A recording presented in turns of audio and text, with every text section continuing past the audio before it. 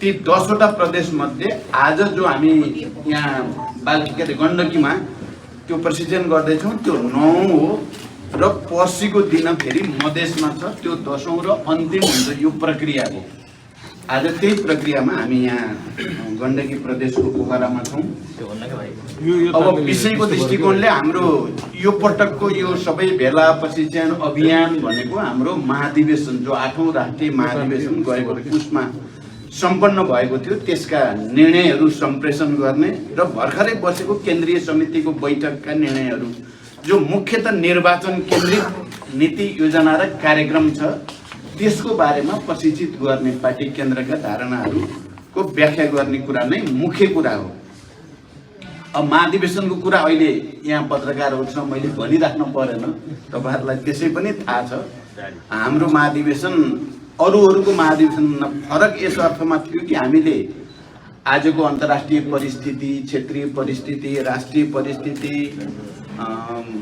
आर्थिक विकासको स्थिति, विज्ञान प्रविधिको विकासले मानिसहरूको चेतना र सम्बन्धमा पारेको असर, जलवायु परिवर्तन, पृथ्वीको तापक्रम बढ्ने क्रमको के असर छ भन्नेदेखि लिएर सबै सैद्धान्तिक राजनीतिक विषयमा केन्द्रित भएर गहन छलफल गरेर हामीले दस्तावेज पारित गर्यौं।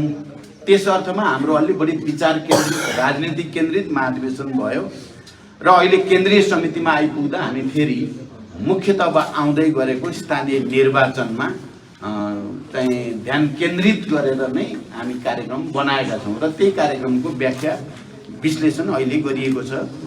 यो एउटा मुख्य विषय हो अहिलेको हाम्रो देशव्यापी अभियानको।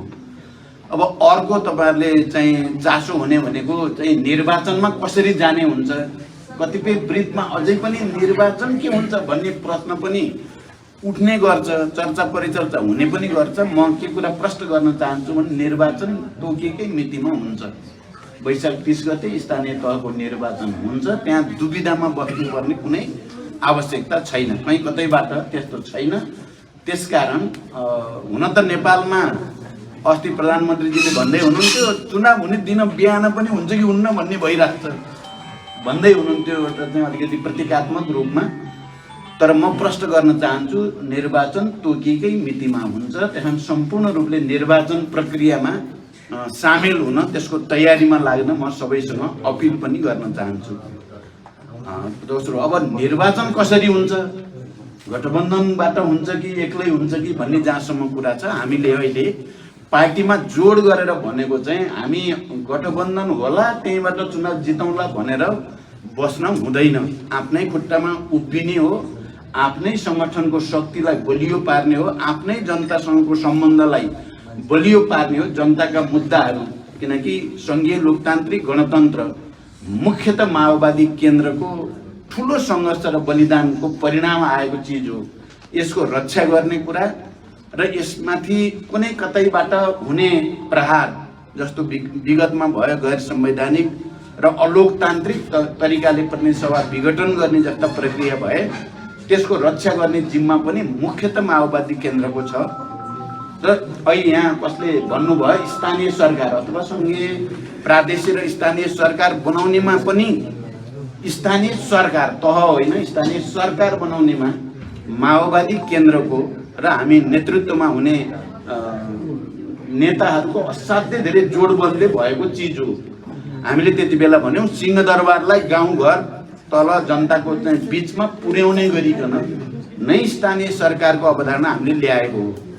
स्थानीय सरकारको अवधारणा राजनीतिक रूपले मात्रै होइन विकासको दृष्टिकोणले पनि स्थानीय तहमा सरकार भयो भने बाटो घाटो, अरू भौतिक पूर्वाधार, शिक्षा, स्वास्थ्य, रोजगारी, अरू जनतालाई यावत सुविधा दिने कुरा र निजी सहकारी र सार्वजनिकको साझेदारीको जो अवधारणा हामीले संविधानमा चाहिँ गरेका छौँ त्यहाँ समाजवाद उन्मुख राज्य बनाउने कुराको जग पनि स्थानीय सरकार नै हो। त्यसकारण यसमा माओवादीको मुख्य भूमिका हुनुको नाताले यसको रक्षा गर्ने पनि र यसलाई प्रभावकारी रूपले कार्यान्वयन गर्नेमा पनि माओवादीकै बढी भूमिका र जिम्मेवारी छ भन्ने हाम्रो बुझाइ छ। त्यसकारण चुनावमा तालमेल होला अनि जितौँला भन्ने तरिकाले होइन, आफै संगठन र जनतासँगको सम्बन्धलाई सुदृढ गरेर जित्ने किसिमले चुनावमा जाने हो, परिणाम ल्याउनु छ। हाम्रो लागि यो चुनाव एउटा सामान्य औपचारिक चुनाव मात्रै होइन। गत सालदेखि लगातार दुईटा प्रवृत्ति, दुईटा विचार, दुईटा धाराको बीचमा निकै ठुलो सङ्घर्ष नेपाली समाजमा भयो, अहिले पनि भइराखेको छ। एउटा धाराले यो सङ्घीयता, समावेशिता, समानुपातिकता यो चाहिँ सुन्न चाहँदैन। तपाईहरुले कतिको महसुस गर्नुभएको छ पोखराको पत्रकार साथीहरूले, एउटा प्रवृत्तिले चाहिँ सङ्घीय लोकतान्त्रिक गणतन्त्र मन पर्या चाहिँ छैन, तर बाध्य भएर कहाँबाट माओवादीले आँधी हुरी ल्याइदियो, बाध्य भएर माने हो भन्ने नेताहरू अहिले पनि छँदैछन्। पोहोर साल पटक पटक विघटन गरियो नि, त्यो खालि सदन मात्रै विघटन गरिएको होइन, संविधान विघटन गर्न खोजिएको हो। जनताले अहिले जसरी अधिकार पाएका छन्, तपाईँ हेर्यो भने मधेसी, आदिवासी जनजाति, दलित, महिला, मुस्लिम सबैको राज्य प्रक्रियामा, राज्य सञ्चालनमा जो प्रतिनिधित्व प्रणाली छ त्यो अभूतपूर्व खालकै छ। नेपालको संविधानको एउटा मुख्य विशेषता भनेको समावेशिता नै हो, समानुपातिकता नै हो। त्यसलाई उल्ट्याउने षड्यन्त्र भयो। अहिले पनि त्यसलाई उल्ट्याउने षड्यन्त्र पुरै बन्द भएको छैन। यद्यपि गतकाल हामीले आन्दोलनको बलमा र गठबन्धनको बलमा त्यसलाई परास्त त गरियो, तर त्यो प्रवृत्ति अहिले पनि सदन लगातार 6 महिनादेखि अवरुद्ध गरेर बिना कारण, बिना कुनै तर्क, जबरजस्ती के सिद्ध गर्न खोजिएको छ भने यो सदनको काम छैन, यो संघीयताको काम छैन बनाउन खोजिएको हो। पत्रकार साथीहरू, तपाईहरुले कसरी बुझ्नु भएको छ? म तपाईहरु मार्फत गण्डकी प्रदेशका आम जनतासँग पनि अपिल गर्न चाहन्छु, यो परिवर्तनका जे उपलब्धि हुन् तिनलाई रक्षा गर्ने र ती मार्फत जनतालाई प्रत्यक्ष राहत र विकास समृद्धिको अनुभूति गराउने जिम्मा हाम्रो छ। हामी त्यसैमा लागेका छौँ। अहिले पनि त्यो प्रवृत्तिको सङ्घर्ष रोकिएको छैन। त्यसकारण अब हामीले गठबन्धन पनि त्यही उद्देश्यको निम्ति बनाएको हो। गठबन्धन बनाउँदा हामीले तीनवटा कुरा मुख्य रूपमा भनेका थियौँ। एउटा त संविधानको रक्षा, लोकतन्त्रको रक्षा र राष्ट्रियताको रक्षा। तीनटा उद्देश्यलाई अगाडि राखेर गठबन्धन गरिएको। त्यो उद्देश्य अहिले पनि पूरा भइसकेका छैनन्। त्यसकारण गठबन्धनको आवश्यकता पनि छँदैछ। आफ्नै बलमा चुनाव लड्ने कुरालाई प्राथमिकता दिँदै फेरि हामी गठबन्धनसँग हुन सक्ने जति तालमेल पनि गर्ने कुरालाई हामीले प्रश्नसँग भनेका पनि छौँ। त्यो नीति कायम पनि छ। अब पार्टीहरूभित्र विभिन्न खालका सोच विचार भए पनि मूल नेतृत्व र संस्थापनहरू चाहिँ मिलेर जाने कुरामा प्रष्टै छन्। अहिले चुनावको बारेमा यही नै स्थिति हो। अब अर्को चाहिँ सायद तपाईहरुलाई रुचि हुने कुरा एमसीसी के भएको हो भन्ने पनि हुन्छ होला, पक्कै हैन। अब एमसीसी एउटा विषय चाहिँ निकै गम्भीर बहस विवादको बन्यो नेपालमा र त्यसको सुरुवात पनि भन्ने हो भने हामीले नै जब 2019 मा तत्कालीन परराष्ट्र मन्त्री प्रदीप गेवाली अमेरिका गएर आएपछि 2-3टा चाहिँ बडो कन्ट्रोभर्सियल विवादास्पद चिजहरू बाहिर आए। एउटा त नेपाल पनि इन्डो पेसिफिक स्ट्रेटेजीको सदस्य बन्यो भन्ने कुरा अमेरिकन स्टेट डिपार्टमेन्टको डकुमेन्टमा देखियो भनेर मिडियामा आयो। त्यहाँबाट के हो यो भन्ने भयो, किनकि नेपाल कुनै पनि अन्तर्राष्ट्रिय सैन्य सङ्गठन या सैन्य रणनीतिको हिस्सा बन्न सक्दैन। यो असंलग्न स्वतन्त्र परराष्ट्र नीतिमा चल्दै आएको र यदि आइपीएस को अंग बनेको हो भने त्यो त गम्भीर विषय हो भनेर हामीले नै उठायौं। म त्यति बेला नेकपाको अध्यक्षको हैसियतले केन्द्रीय समितिको दोस्रो बैठकको प्रत्यक्ष अध्यक्षता मैले गरेको थिएँ। तपाईहरुलाई त्यो थाहा होला र त्यो बैठक निकै सफल भएको थियो। तर त्यो बैठक मेरो अध्यक्षतामा सफल हुनु पनि दुर्भाग्यपूर्ण भयो नेपालको कम्युनिस्ट आन्दोलनको लागि, किनकि त्यो बैठक सफल भएपछि केपी ओलीजीहरुको के भयो, झन्डै झन्डै सातो गयो जस्तो भयो।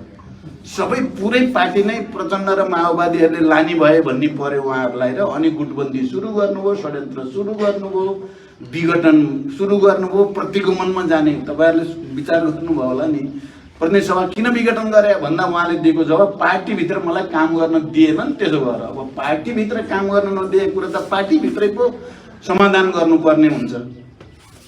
अनि प्रतिनिधि सभा जो सार्वभौम संस्था हो नेपालको, त्यसलाई विघटन गर्न मिल्थ्यो त भन्दा चाहिँ त्यहीबाट सफल केन्द्रीय समितिको बैठक भयो। एमसीसी को बारेमा गहन अध्ययन गर्नुपर्छ र यथास्थितिमा यसलाई पारित गर्न हुँदैन भनेर चाहिँ फेरि त्यही बैठकबाट निर्णय भयो।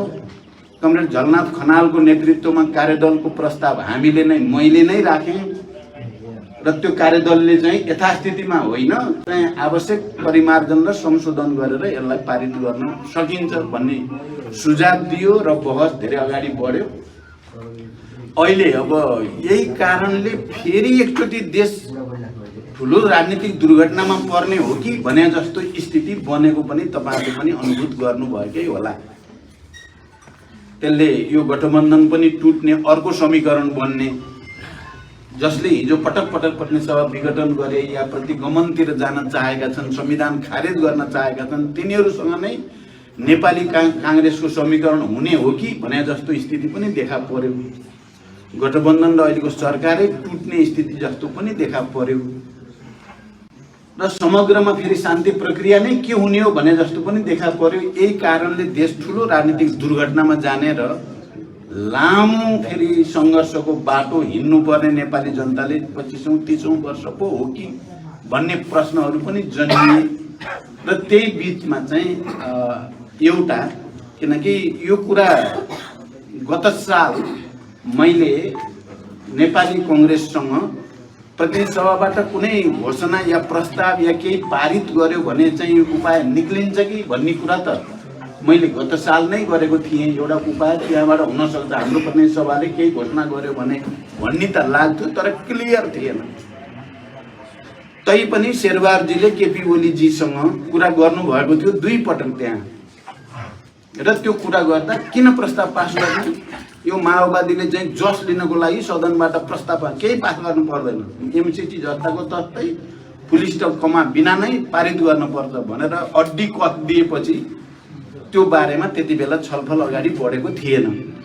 अहिले चाहिँ वास्तवमा केही अन्तर्राष्ट्रिय कानुनका विज्ञहरूको सुझाव, केही हाम्रा आफ्नै यो अन्तर्राष्ट्रिय कानुनका ज्ञाताहरूको पनि सरसल्लाह सबै हेर्दा यो व्याख्यात्मक घोषणा सम्झौताकै अङ्ग बनाएर पारित गर्यो भने यो चाहिँ वे आउट हुन्छ देशको लागि। राजनीतिक दुर्घटनाबाट पनि देश बच्छ, शान्ति प्रक्रियालाई पनि नकारात्मक असर पर्दैन भन्ने सुझावहरू आएपछि र अध्ययन गर्दै जाँदा भियना कन्भेन्सन जे भनिन्छ यो सन्धि सम्झौतासँग सम्बन्धित, त्यो भियना अभिसन्धिले पनि इन्टरप्रिटेटिभ डिक्लेरेसन अथवा व्याख्यात्मक घोषणालाई मान्यता दिएको भन्ने समेत कुरा हेरेर हामीले त्यो उपाय निकाल्यौं र वास्तवमा यसले गर्दा देश राजनीतिक दुर्घटनाबाट बचेको छ र यसले खालको निकास दिएको छ।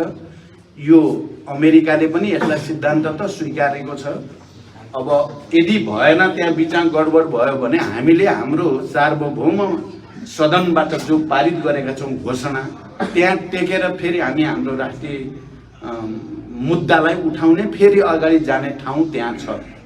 यदि त्यहाँ अस्वीकार भयो भने यो खारेज गर्ने ठाउँ पनि त्यहाँ छ। त्यसकारण यो अहिले निकालिएको एउटा वे आउट चाहिँ हो र यो समस्या समाधान भएको छ। झन्डै झन्डै सदनभित्र झन्डै राष्ट्रिय सहमति जस्तै भयो। मेजर पार्टीहरू, यद्यपि एमाले अब त्यो प्रस्ताव घोषणा चाहिन्न भन्नेवाला हो, जस्ताको तस्तै पास गर्नुपर्छ भन्ने खाले हो। उहाँहरूले त आफ्नो पोजिसन क्लियर गर्नु भएन, उहाँहरू के हो भन्ने कुरा औपचारिक ढङ्गले, त्यसकारण तर उहाँहरूको त्यसमा समर्थन थियो। यो कुरा त प्रष्टै बुझिने कुरा नै हो। अब यसमा अझै पनि मतभेद र विवादहरू छन् हाम्रै पार्टीभित्र पनि। यसलाई अलिकति अझै छलफल गर्नुपर्छ, बहस गर्नुपर्छ भन्ने मत छ। निर्णय त भइ नै सकेको छ, कार्यान्वयनमा गइ नै सकेको छ, तर यो विषयलाई हामीले पार्टी केन्द्रमा यो चुनावपछि राम्रो छलफल गरेर पुरै पार्टीको चेतना, राष्ट्रिय स्वाधीनता सम्बन्धी चेतना अभिवृद्धि गर्ने ढङ्गले बहस चलाउने पनि हामीले भनेका छौँ। तर जे होस्, अहिले हामी फेरि एक भएर निर्वाचनमै केन्द्रित हुनुपर्छ भन्नेमा छौँ। वा अरू पार्टीहरू पनि अब निर्वाचन केन्द्रित कार्यक्रममा लागि नै सकेको स्थिति छ। देश निर्वाचनतिर गइ नै सकेको छ। तपाईँ गण्डकीका पत्रकार साथीहरूले पनि अब सहज ढङ्गले देशलाई स्वस्थ, निष्पक्ष र धाँधली रहित निर्वाचन गराउनको निम्ति आफ्नो ठाउँबाट तपाईँहरूले भूमिका खेल्नुहुन्छ भन्ने विश्वास पनि छ। मेरो तपाईँहरूसँग यो अपिल पनि छ। धन्यवाद। अब तपाईँहरूले केही सोध्नुहुन्छ? फ्लोर ओपन भएको जानकारी गर्छु र पत्रकार स्वागत छ। धन्यवाद।